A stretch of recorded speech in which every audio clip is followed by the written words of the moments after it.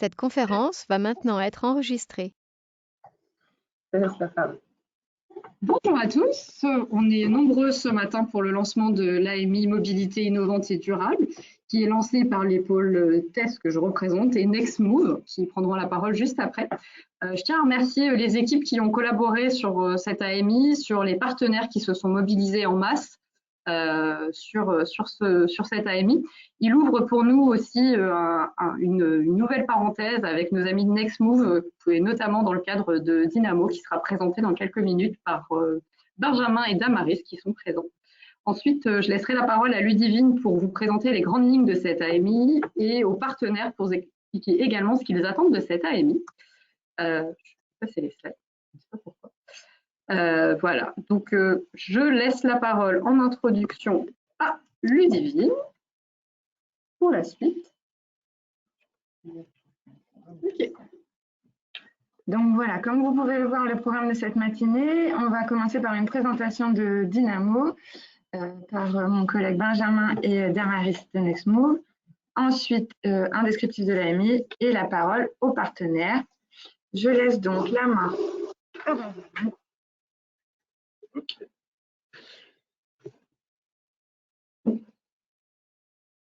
C'est bon, c'est ça. Ouais,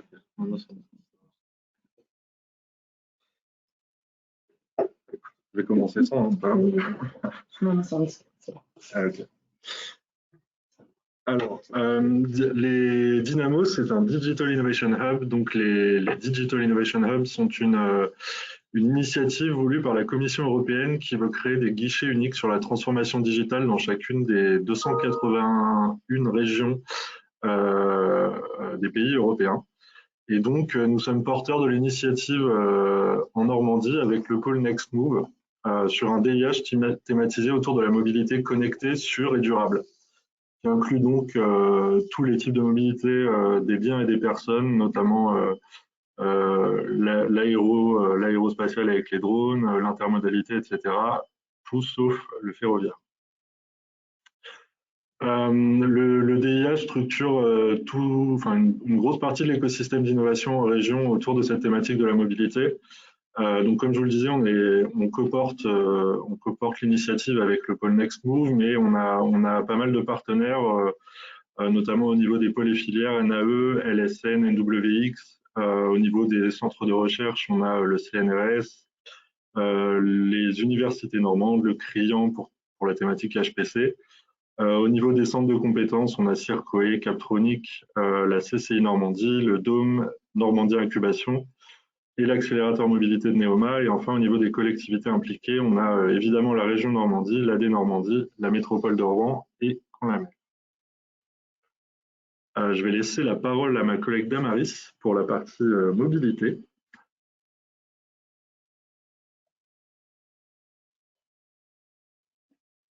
Damaris, ton micro est fermé. Si, C'est le coup classique. Voilà. Je suis bien partie pourtant.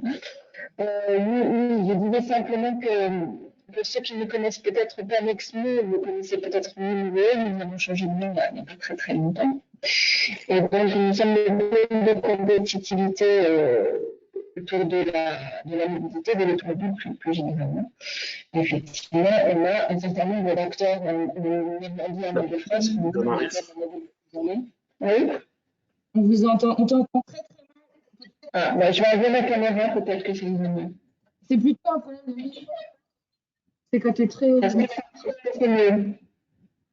Pas trop tard. Mais on n'entend pas bien. Ça va plus du micro que de ta caméra, je pense. C'est bizarre, comme si tu étais trop près. Tant pis, je changerai plus tard à ce moment-là si jamais ça passe pas. Vous ne m'entendez pas? Si, on t'entend, mais c'est pas très. C'est un problème de connexion et ça, malheureusement, je ne peux rien faire. Bon, vas-y comme ça c'est mieux. Okay. Donc simplement, on est basé en Île-de-France et en Normandie, donc la mobilité Valais. Et donc, nous participons à ce projet Dynamo pour pouvoir apporter effectivement la numérisation aux entreprises normandes, que ce soit autour de la mobilité, donc les projets de mobilité, mais également pour pouvoir accompagner les entreprises de l'automobile. Voilà. Je vais laisser Benjamin présenter NextMove. Merci. Je vais reprendre. Ah oui, donc NextMove, anciennement le pôle Moveo, que vous connaissez certainement, qui du coup est responsable de la thématique mobilité au sein du DIH et le pôle test responsable de la thématique numérique. Et le but est évidemment d'accompagner les entreprises et les collectivités dans leur transformation digitale autour de cette thématique-là. Pourquoi on a choisi la mobilité? Parce que tout simplement sur l'axe Seine, donc l'axe qui va du Havre à Paris, on a 70% des acteurs de la R&D du secteur automobile qui sont présents. On a beaucoup d'acteurs d'excellence sur le territoire, que ce soit les pôles filières comme NAE, Moveo, enfin NextMove, pardon, etc. On a des établissements de recherche aussi qui travaillent sur la thématique, des écoles d'ingénieurs à Rouen, etc. Et puis évidemment les deux PIA, que ce soit à Rouen sur la mobilité autonome ou au Havre sur Smart Port City, qui sont deux thématiques liées à la mobilité. Donc ça faisait sens pour nous de choisir cette thématique-là. Donc voilà, on va justement s'articuler avec ces deux gros projets TIGA au Havre et à Rouen et essayer de se servir finalement du DIH comme un levier pour aller plus loin sur ces projets et accompagner des entreprises ou des collectivités qui auraient des projets connexes et qui pourraient faire sens. Une des parties des Digital Innovation Hubs, c'est également de s'insérer au sein d'un réseau européen et de faire profiter le territoire normand de compétences qui viennent d'ailleurs en Europe et inversement de faire profiter des compétences normandes aux autres régions européennes. Et donc on est en train actuellement de monter des partenariats avec différents DIH en Europe, mais aussi des DIH français. Donc on est en train de travailler avec DigiHall, qui est le DIH basé en Île-de-France sur le campus de Saclay, ou par exemple avec le DIH porté par l'Université Polytechnique de Madrid, qui travaille sur les technologies de l'intelligence artificielle et de la robotique appliquées à remplir les objectifs de développement durable de l'ONU. Donc on pourrait éventuellement travailler ensemble sur le lancement d'appels à projets, par exemple sur la mobilité décarbonée ou sur des thématiques couvrant à la fois la Smart City et la mobilité. Et enfin, voilà, juste pour continuer, Dynamo est donc partenaire du lancement de cette AMI, mais on est aussi impliqué dans un projet Horizon 2020 qui travaille sur la gestion et la sécurisation des données d'identité numérique au sein des collectivités publiques. Alors, c'est pas lié à la mobilité, mais c'est quand même une thématique de transformation digitale et ça nous permet de nous insérer au sein d'un réseau d'autres DIH, puisque 17 DIH européens sont impliqués dans ce projet. Et donc, si vous avez des questions sur cette thématique-là, on pourra évidemment y répondre. Et puis, on a également soutenu un projet COSME, duquel NextMove est partenaire, qui s'appelle Enable, sur la mobilité durable. Voilà pour moi. Merci beaucoup, Benjamin. Du coup, je vais moi entrer un peu plus dans le détail de cette AMI que nous lançons ce jour, AMI Mobilité innovante et durable. Donc, cette AMI vise à identifier des projets innovants d'expérimentation et d'idées pour favoriser l'optimisation des déplacements, de meilleure disponibilité des informations pour créer globalement de nouveaux services de mobilité innovante et durable, en particulier la facilitation de la multimodalité et de l'interopérabilité des modes doux et des transports collectifs pour le transport des biens comme des personnes. Donc cette AMI cible également une diminution des pollutions liées au transport par un encouragement vers l'usage de modes doux de mobilité, la réduction des temps de transport et la sécurisation des usages et des usagers des transports doux, et puis le développement des modes doux de transport de marchandises dans les pratiques de la logistique, notamment dans la logistique urbaine. Quelle typologie de projets attendus? Donc, les thématiques retenues pour cette AMI sont en cohérence avec les axes du DIH que vient de nous présenter Benjamin Damaris. Cette AMI a pour objectif de recenser et identifier des produits ou services numériques ou innovants autour de la mobilité à faible empreinte environnementale et de nouveaux services et solutions de mobilité. On peut donc attendre des solutions autour de la sécurité, l'optimisation des déplacements, lever les freins à l'usage du vélo, ce qui va pouvoir toucher à la santé, les services, l'innovation matérielle, la formation ou toute autre mobilité, comme la mobilité fluviale par exemple. Pour construire cette AMI, nous n'avons pas réfléchi seuls. Transdev nous a sollicité historiquement pour travailler sur ce sujet. Et puis, on a pu compléter cette réflexion avec un certain nombre de partenaires que vous pouvez voir affichés sur l'écran. Rien de mieux que de laisser la parole aux partenaires pour qu'ils puissent vous expliquer leurs attentes et les enjeux pour eux dans le cadre de cette AMI. Je vais donc laisser la parole à Monsieur Gascoin de la Matmut. Vous êtes là, monsieur? Oui, je suis là. Et bien voilà. Merci, vous m'entendez? Oui, tout à fait. Je vous laisse 2 minutes pour parler de vos attentes. Très bien, écoutez, merci beaucoup. Donc Stéphane Gascoin, donc je suis responsable de l'interface projet, partenariat et prévention au sein de la direction assurance et RD de la Matmut. Donc la Matmut, très rapidement, mais je pense que beaucoup de Normands sont connectés. Donc la Matmut est quand même une grande compagnie d'assurance, société mutuelle d'assurance normande, rouennaise, et donc qui va fêter ses 60 ans cette année. Et la Matmut est un acteur historique de la mobilité puisque nous assurons aujourd'hui près de 2 700 000 véhicules auto, moto essentiellement. Et donc la Matmut, bien créée à 60 ans au moment du développement de la voiture justement en tant que bien de consommation, de grande consommation. Nous avons toujours été là pour accompagner les changements sociétaux, les changements en cours dans la société, en fait pour proposer des solutions assurantielles pour accompagner ces changements sociétaux. Donc à ce titre, la Matmut est toujours intéressée aux évolutions sur la mobilité.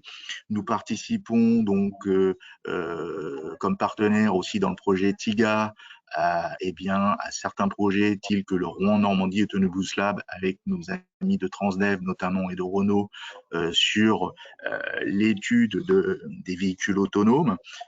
Et notamment donc sur l'expérimentation qui a pu y avoir lieu sur le site du Madrier avec des Renault Zoé et prochainement des navettes autonomes. Nous participons aussi dans le cadre de TIGA des réflexions autour du véhicule décarboné pour tous. Et puis nous sommes aussi partenaires de Cléon 4.0 avec la CCI de Rouen. Donc voilà, tout ça pour vous dire que nous essayons d'être toujours au plus proche pour capter les évolutions, l'intérêt des usagers, des sociétaires. Dernièrement, nous avons sorti en fin d'année dernière, en mois d'octobre, un contrat d'assurance dédié à la mobilité douce et active pour assurer les EDPM, les trottinettes et autres engins, véhicules, vélos, assistance électrique, etc. La moto est aussi au cœur de nos préoccupations et notamment autour de la prévention du motard avec des partenariats avec des startups pour par exemple détecter la chute des motards et prévenir immédiatement les secours.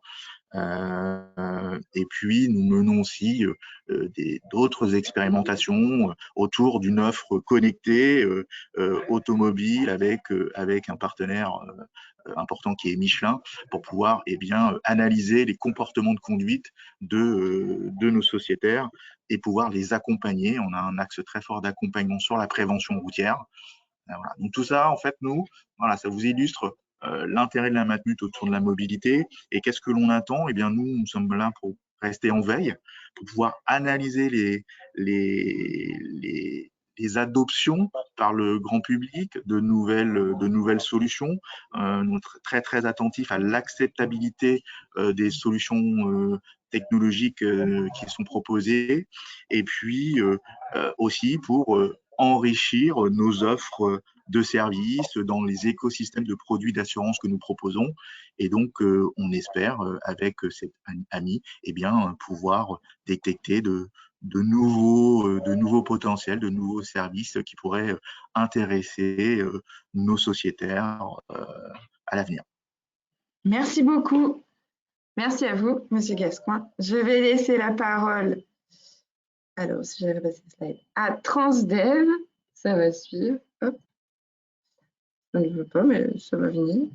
Je vous laisse la parole. Voilà, c'est bon. Transdev à Madame Cobé et Madame Allard. Alors, moi, je suis Amandine Allard, c'est moi qui vais commencer. Je vais vous présenter. Alors, moi, je suis directrice client pour Transdev Normandie, ce qui consiste à développer les activités de mobilité pour les collectivités. Et puis, il y a tout le marketing aussi qui est associé. Donc, faire connaître les nouveaux usages, faire connaître les services de mobilité partagée. Transdev est opérateur de toutes les mobilités en France, dans le monde. En Normandie, nous sommes 3300 collaborateurs à œuvrer auprès des collectivités et des usagers pour transporter à peu près 105 millions de voyageurs par an. Nous sommes opérateurs de toutes les collectivités de l'axe Seine, de Seine-Normandie Agglomération, Seine-Nord Agglomération, la métropole de Rouen, Cosseine Aglo, le réseau LIA de la communauté urbaine du Havre et également des agglomérations de Dieppe et Flers. Nous travaillons aussi sur les transports entre les villes de la Normandie, donc le transport interurbain pour le compte de la région Normandie. Vous nous connaissez sans doute puisque la Nextmove et la Matmut en ont parlé tout de suite sur les projets de véhicules autonomes. Vous nous connaissez aussi par le biais des réseaux exploités.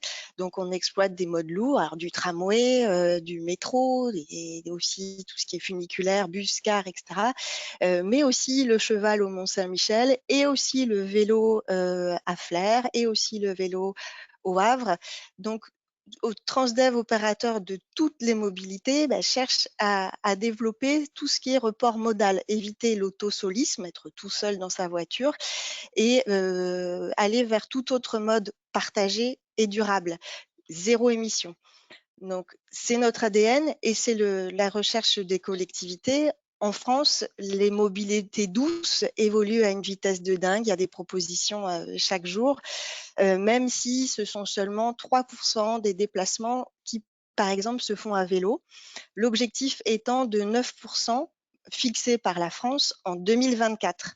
Donc, grâce à cette AMI que l'on a écrit et proposé au pôle TES, on cherche des pépites normandes. On cherche des pépites normandes qui vont nous permettre de proposer de nouveaux services, nous permettre de réaliser ce report modal, rendre l'usage des mobilités douces accessible à tous.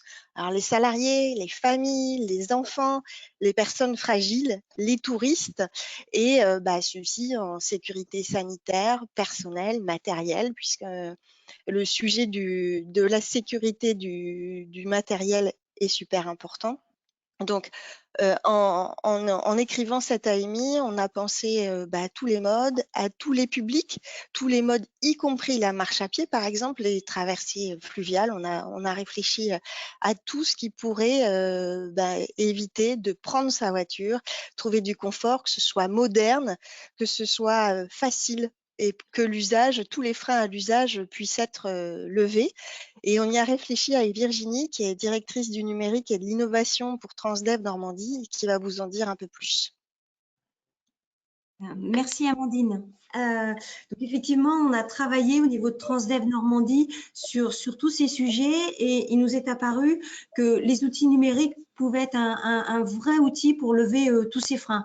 Donc, quand on y a réfléchi, quand on a pensé à cette AMI, on ne s'est pas mis de limite particulière, mais on se dit qu'il y a des tas de choses, des tas de sujets, des tas d'outils auxquels nous, on n'a même pas pensé. Donc, c'est vraiment l'intérêt pour nous de travailler avec le pôle TES et Nextmove pour enrichir nos réflexions et avoir des propositions très concrètes sur des outils qui pourraient lever tous ces freins dont on a plus parlé depuis le début. Donc, on imagine évidemment des applications smartphone, des outils sur nos PC, de la visio-assistance, de la visioconférence. Par exemple, est-ce qu'un outil de guidage GPS qui inclut tous les modes, le fluvial, le vélo, la marche à pied et bien sûr les transports en commun, est-ce que ce type d'outil ne pourrait pas aider à lutter contre l'autosolisme? Puisqu'on le sait, tous les modes qu'on a pu évoquer depuis le lancement de cette conférence sont vraiment complémentaires. Pour nous, on ne voit pas les transports en commun d'un côté et les autres modes de l'autre. Et on pense vraiment que l'avenir, c'est de complètement intégrer tous ces modes dans les outils qu'on peut mettre à disposition des utilisateurs, des voyageurs, enfin de tous. Donc, on a vraiment… Je vais être obligée de vous couper un petit peu. Ça marche. Eh bien, je fais juste une phrase de conclusion. Donc voilà, nous, on a pensé à des choses, je dirais, assez simples qui sont une extension des outils qu'on peut avoir dans les transports en commun. Eh bien, on attend de vous les idées auxquelles on n'a même pas pensé et qui pourront accompagner toute cette révolution en termes de mobilité. Merci beaucoup Virginie et Amandine. Au partenaire, il y a juste un petit changement. Je vais laisser la parole à Monsieur Mabir qui va nous quitter ensuite rapidement. Monsieur Mabir, Évreux-Portes de Normandie, je vous laisse la parole. Bonjour, je suis désolé de monopoliser la parole. Je vais être très rapide. Vous m'entendez bien? Oui, très bien. Ok. Donc, Évreux-Portes de Normandie, c'est un petit territoire, mais très, très rural. Donc, on a 74 communes et une grosse commune qui est Évreux. La difficulté pour nous, c'est d'avoir un réseau assez multiple et puis très étendu, comme on vient de le dire. On récupère depuis cette année une partie du transport scolaire. Et notre objectif, c'est vraiment d'améliorer l'intermodalité, de faire en sorte que les systèmes d'information de tous nos différentes modes de transport puissent converger vers un système d'information unique. Parce que si on veut pouvoir proposer des solutions intermodales, il faut qu'on puisse les piloter et donc interconnecter tous ces systèmes d'information. On a développé sur le territoire une carte multiservice qu'on appelle le carte SPI, qui est complémentaire de la TooMod. Donc notre objectif aussi, c'est de pouvoir interconnecter ces deux systèmes, mais tout en gardant la maîtrise des données, parce que la difficulté qu'on a aujourd'hui sur le territoire, c'est qu'on a eu beaucoup d'insatisfaction de la part des utilisateurs, mais comme on n'avait pas les informations, on prenait les coûts, mais on ne pouvait pas analyser les causes. Donc, l'idée pour nous, c'est vraiment de maîtriser ces données, d'avoir les indicateurs qui nous permettent d'améliorer les solutions et surtout de donner la possibilité aux utilisateurs, à travers des applications de type smartphone ou de cartes multiservices dématérialisées, la possibilité de choisir les différents modes qui leur sont propres à un instant donné pour aller d'un point à un autre sur le territoire ou ailleurs. Donc voilà, notre besoin, c'est vraiment de travailler sur un système d'information, entre guillemets unique si on peut, et qui permette aussi bien à la collectivité de maîtriser ses flux et que l'utilisateur de nos différents outils puisse choisir à la demande. Et puis, on a aussi l'ambition d'augmenter notre part de vélo. Alors, on n'est pas à 9%, mais on aimerait bien passer à 6% dans les 3 prochaines années. Voilà, pour résumer très rapidement les ambitions du territoire. Donc, on est très à l'écoute de cette AMI parce que tout ce que je viens d'entendre et tout ce que j'imagine qui va arriver après va vraiment aller dans ce sens-là. Merci à tous. Merci beaucoup, Monsieur Mabir. Merci. Je vais donner la parole à Myriam Mourier pour EDF. Bonjour. Alors, est-ce que vous m'entendez? Oui, très bien, Myriam. Super. Bonjour. Alors, bonjour à tous. Alors, effectivement, donc Myriam Mourier, EDF. Donc, moi, je travaille sur cette AMI dans le cadre du pôle innovation que nous avons au sein de la délégation régionale. Je vais faire assez vite, mais il est important que vous sachiez au niveau d'EDF où nous nous situons. La délégation régionale représente en fait l'ensemble des unités production, distribution et commercialisation. Donc, c'est-à-dire qu'en fait, c'est de chez nous que partent les sujets, les projets d'innovation, quels qu'ils soient. Alors, la mobilité pour EDF, c'est pour deux raisons. Hein. D'abord, en interne, nous avons aujourd'hui sur le territoire normand 8500 salariés qui chaque jour se dirigent sur l'ensemble de la Normandie avec parfois des sites qui sont extrêmement difficiles de rejoindre. Hein. Je pense à Flamanville ou à Panly. Vous n'êtes pas sans savoir également que nous avons sur Panly la possibilité d'avoir un second EPR qui devrait générer entre 4000 et 6000 personnes sur un chantier qu'il va falloir déplacer donc chaque jour. Donc effectivement, on a des véritables besoins en interne pour mieux déplacer les personnes vers leur lieu de travail. On n'a aucune idée de la manière dont on peut recenser. Donc, je pense que nos besoins sur les outils de recensement, de demande, de besoins, de comment on fait pour que nos salariés puissent nous expliquer leurs difficultés de mobilité, qu'elles soient personnelles ou professionnelles. On a évidemment aussi à l'externe des enjeux sur l'hydrogène, sur les nouveaux moyens de produire de l'énergie. Et puis, bien entendu, on est complètement intégré dans toute la problématique des véhicules électriques. Alors, ces véhicules électriques vont pouvoir, on le voit, on le sent, et c'est tant mieux pour un certain nombre d'usages, grâce en fait à la possibilité de mieux produire ou de plus produire. Le véhicule électrique va pouvoir avoir un impact et commencer à se démocratiser. Néanmoins, je suis aussi en relation dans mes casquettes avec les écoles, et aujourd'hui, on va devoir aussi travailler sur les formations pour que nos jeunes ils apprennent à réparer des bornes électriques, à réparer des véhicules électriques, et tous ces sujets-là, en fait, c'est pour cette raison qu'on est absolument partie prenante de cette AMI, et les sujets sont multiples, variés, et j'ai envie de vous dire que toutes les bonnes idées sont prêtes à être utilisées pour qu'on puisse mieux avancer dans tous ces sens que je viens de vous dire. Voilà. Merci. Merci beaucoup, Myriam. Merci pour cette intervention. Je vais laisser la parole à Cécile Lenaour pour Harmonie Mutuelle. Oui, bonjour. Bonjour. Je vais prendre la parole avec ma collègue Sabine Goltet qui s'occupe des actions solidaires et de la RSE également. Je laisserai la parole juste après. Alors, Harmonie Mutuelle, nous sommes donc une mutuelle. Sur la région Bretagne-Normandie, on représente 1000 collaborateurs et 1 million d'adhérents à peu près.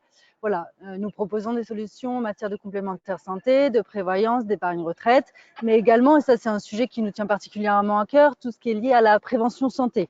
Voilà, c'est dans ce cadre également qu'on a rejoint l'AMI. Voilà. Et ma collègue, donc moi c'est Cécile Lenaour, je m'occupe du pôle innovation sur la région. Et avec ma collègue Sabine, effectivement, on a été très attentifs au sujet des mobilités douces. C'est un sujet qu'on travaille en interne. On sait très bien que voilà, on doit optimiser nos déplacements dans une logique de diminution de notre impact carbone. Donc voilà, c'est des sujets que nous, on est très attentifs, sur lesquels on est très attentifs, aussi bien sur les moyens de transport électrique que l'incitation aux mobilités douces, etc. Donc, on est très en veille et on sera très attentif aux solutions qui pourront nous être proposées, soumises.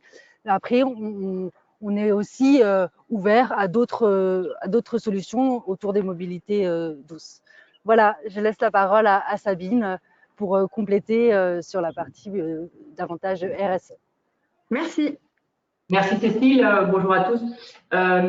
Oui, donc pour nous, les recherches, c'est avant tout pour le déplacement des collaborateurs domicile-travail, puisque c'est de loin notre premier poste sur le bilan carbone. C'est quasiment, c'est plus d'un tiers de notre bilan carbone, avec des liaisons qui sont pas forcément faciles entre les sites, parce qu'on est sur une région Bretagne-Normandie où il n'y a pas forcément de liaison entre la Bretagne et la Normandie. Concrètement, on recherche aussi à expérimenter des solutions avant de les adopter ou pas. Et par exemple, on serait partant pour tester sur certains sites en libre service des véhicules électriques, qu'ils soient voitures ou qu'ils soient vélos, mais on ne souhaite pas pour l'instant s'engager dans un achat ou dans une location longue durée, mais plutôt sur une location court terme pour voir quels sont comment ça fonctionne et si ça peut être prolongé ou pas. Donc ça, c'est un des premiers besoins que l'on a concrètement. Un autre besoin aussi, c'est qu'on a sur certains sites des bornes véhicules électriques qui ne servent pas. Et on pense à ce qu'on fait par exemple sur la carte des défibrillateurs. Est-ce qu'il y aurait aussi une carte des bornes de recharge de véhicules électriques qu'on pourrait mutualiser et qu'on pourrait faire bénéficier des habitants des entreprises autour de chez nous. Et puis, on va aussi lancer en milieu d'année un plan vélo. C'est comme le disait Cécile, vélo, santé, ça va de pair. Excellent outil aussi de distanciation sociale à l'heure actuelle. Donc, on est à la recherche de tout ce qu'il peut y avoir autour du vélo. Donc, merci d'avance pour vos bonnes idées. Merci. Merci à vous. Je laisse la parole à Monsieur Joly. Alors, hop. De Calvados Attractivité, Monsieur Joly, si vous êtes… Bonjour. Merci. On vous entend. Merci. Calvados Attractivité est un satellite du conseil départemental du Calvados, comme son nom l'indique. Le département du Calvados est très intéressé par cet appel à manifestation d'intérêt à différents niveaux.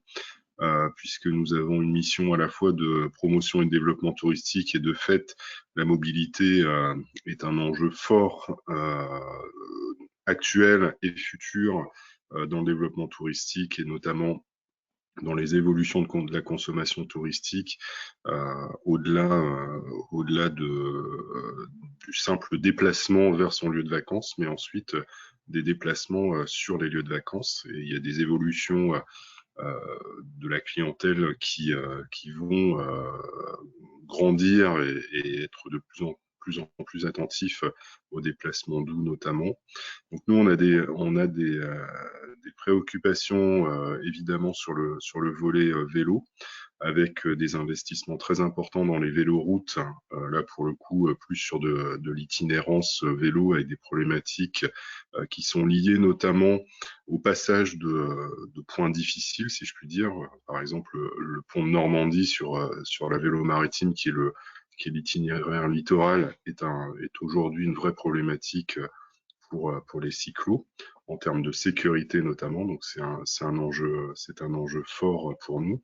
C'est un enjeu fort dans la mobilité, et puis vis-à-vis des différents publics. Si on reprend les voies vertes, il y a une multiplicité d'utilisations, que ce soit par des familles piétons. D'ailleurs, les piétons sur les véloroutes représentent plus de la moitié des passages, trottinettes, cyclistes, on va dire très rapides. Donc on a des problématiques entre utilisateurs, entre usagers sur les véloroutes. Et puis bien sûr, on est aussi intéressé pour travailler sur des mobilités, on va dire, qui sont peut-être liées au port, l'arrivée des bateaux, où on a parlé de fluvial, mais c'est aussi la problématique de la plaisance et la connexion des plaisanciers avec le reste du territoire. Et puis la connexion évidemment à partir des portes d'entrée ferroviaires et aéroportuaires vers le reste du département, qui nous sont extrêmement intéressants. Et au-delà de ça, sur la partie plus résidentielle, mais on en a déjà parlé avec d'autres intervenants, ça nous intéresse aussi de travailler sur des problématiques qui sont plus liées à la réutilisation ou à l'apprentissage ou au réapprentissage de l'utilisation du vélo notamment, par des personnes qui ont plus fait de bicyclette depuis un certain temps, mais aussi à la problématique globale des services qu'on peut proposer aux utilisateurs, bornes de recharge des batteries de vélos à assistance électrique, bornes de réparation, et tout ça, on sait très bien qu'il y a énormément de difficultés pour éviter les problématiques de vol, de dégradation de ces stations-là. Donc il y a pas mal de choses à faire sur ces sujets-là, donc on est très intéressé et puis très motivé pour travailler avec vous. Merci beaucoup. Je laisse la parole à Mathias Marmiès pour la métropole Rouen-Normandie.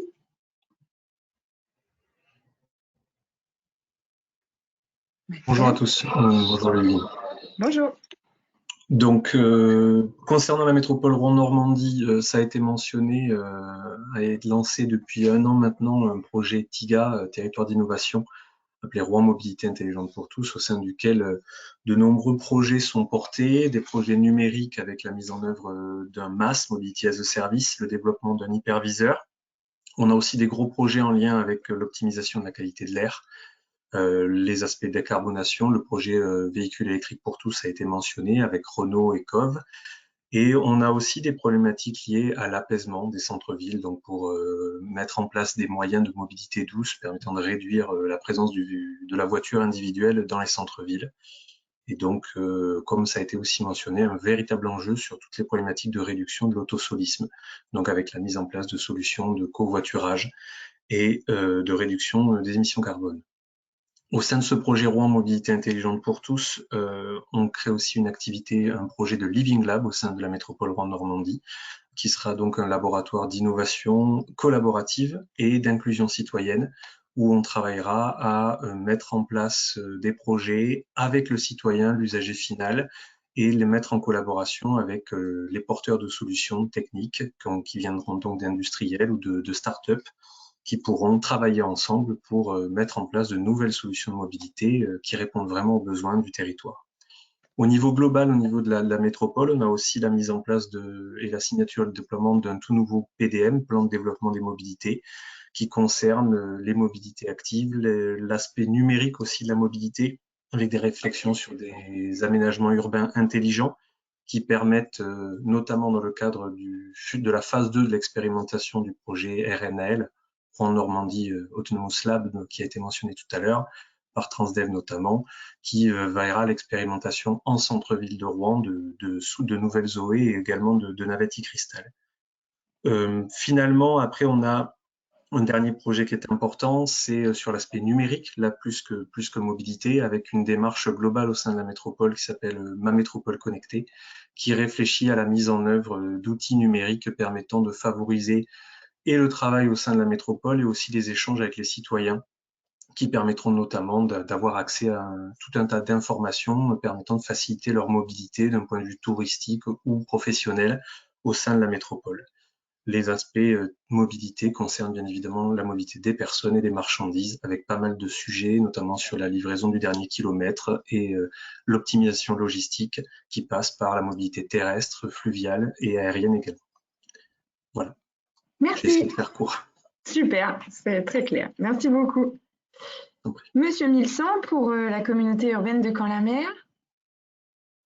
Oui, bonjour à tous. Donc, Julien Milsan, moi je travaille pour la communauté urbaine de Caen-la-Mer, du coup, qui est autorité organisatrice de la mobilité sur son territoire. Donc, je partage beaucoup d'éléments évoqués par les partenaires précédemment. Nous, en tant que communauté urbaine, on a une politique assez forte de transport public avec autour du tramway et des projets TCSP. On travaille aussi sur les usages de la voiture partagée. On a une politique de développement des aires de covoiturage. On travaille aussi en partenariat avec Renault sur une solution d'autopartage.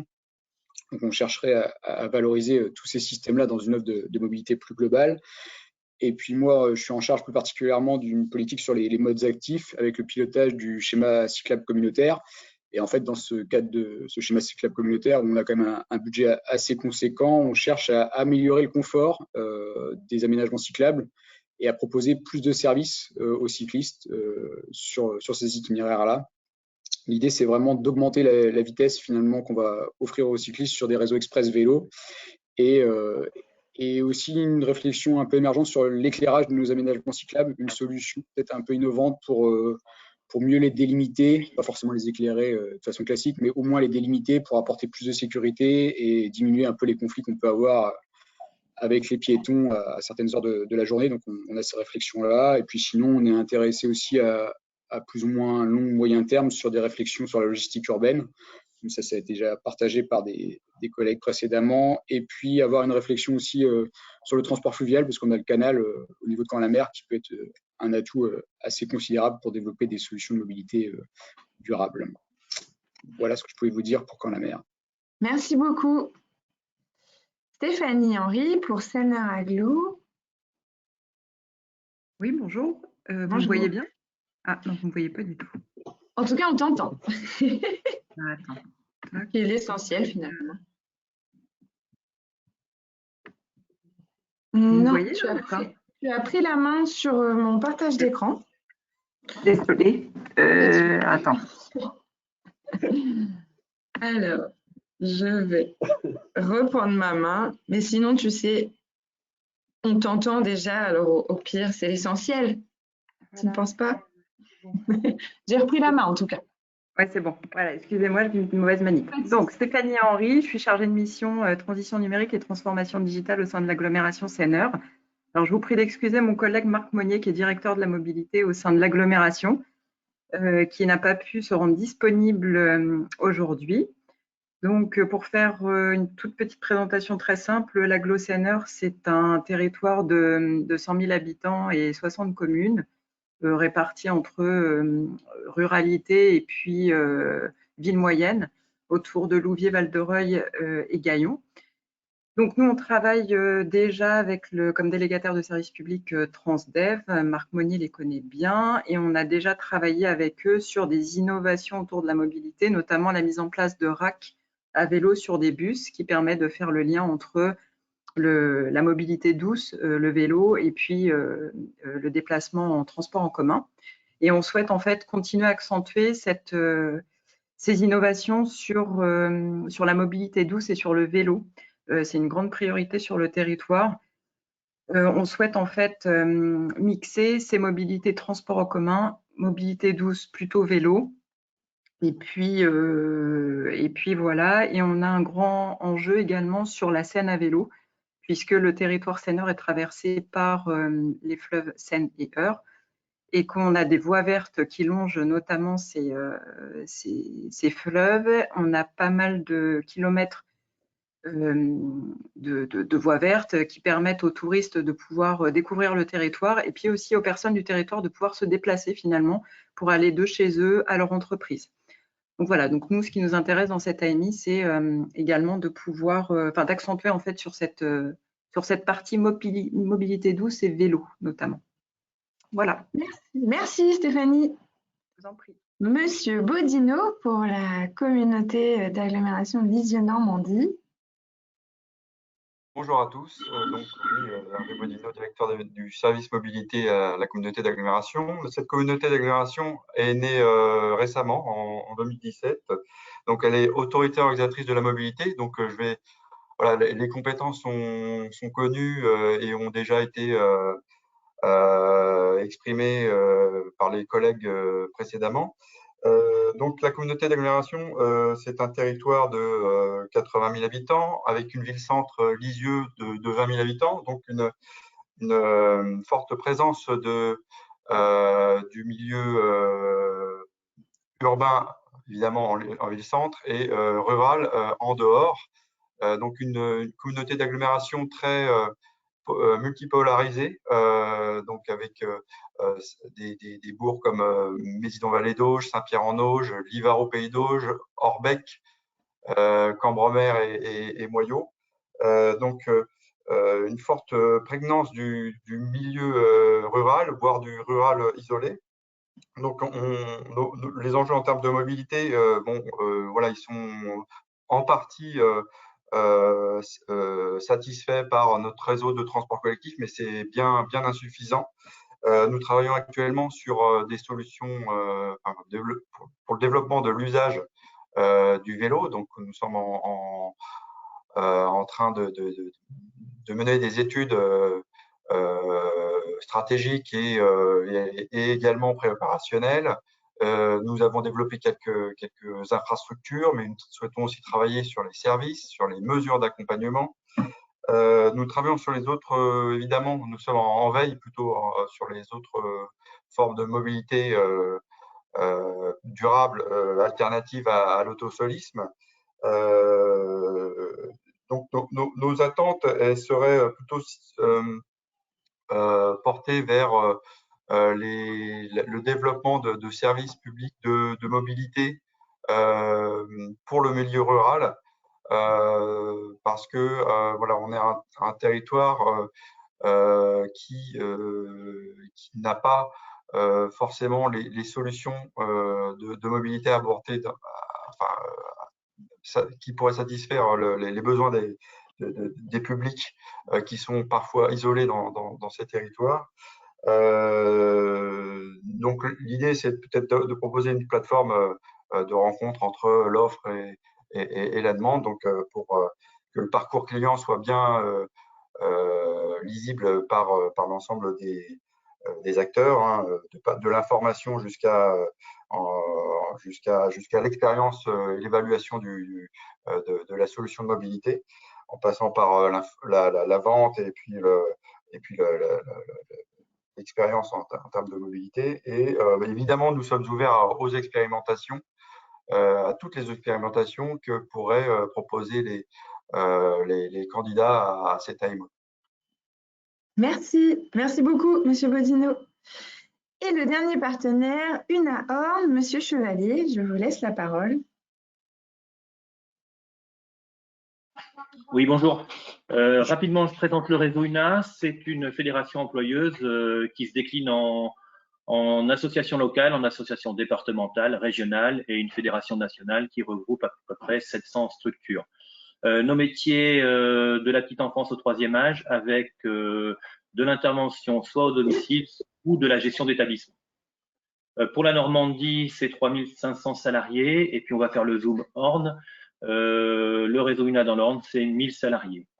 L'objectif de l'UNA Orne est de pouvoir réfléchir à ces nouveaux modes de déplacement qu'on dit doux et nos métiers d'aide à domicile qui sont une multitude de créneaux et aussi l'utilisation de véhicules souvent à forte pollution puisque des véhicules en mauvais état, du véhicule diesel usagé.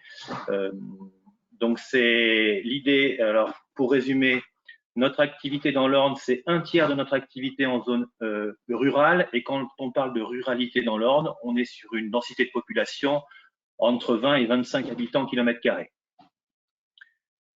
Donc, nous, notre réflexion est comment on utilise toutes ces nouvelles technologies, tous ces modes de mobilité, même le vélo électrique, la voiture électrique principalement, et nos métiers où le covoiturage est très difficile puisque nos créneaux d'intervention sont régulièrement de 45 minutes.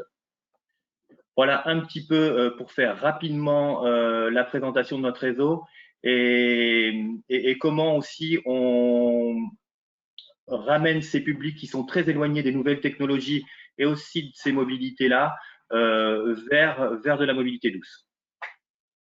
Merci. Je sais pas, 10 ans. Si vous avez une phrase de conclusion, il n'y a pas de souci, je vous laisse la parole. Je pensais que vous non, mais il est vrai qu'on s'est aperçu et la crise sanitaire a fait du bien pour nos métiers. On a découvert ces métiers qui sont devenus des métiers essentiels. Et maintenant qu'ils sont devenus essentiels dans le grand public, c'est de voir comment on les rattache à tous ces projets innovants. Merci beaucoup.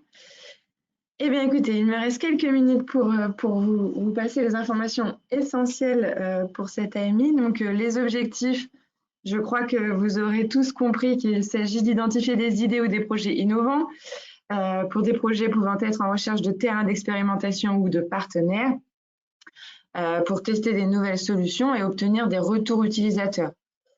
Tous les projets seront évalués et sélectionnés par le pôle TESS, Nextmove et nos partenaires. Et bien sûr, les dossiers répondant à une problématique de l'AMI pourront tous participer aux audits et donc être entendus par l'ensemble des partenaires.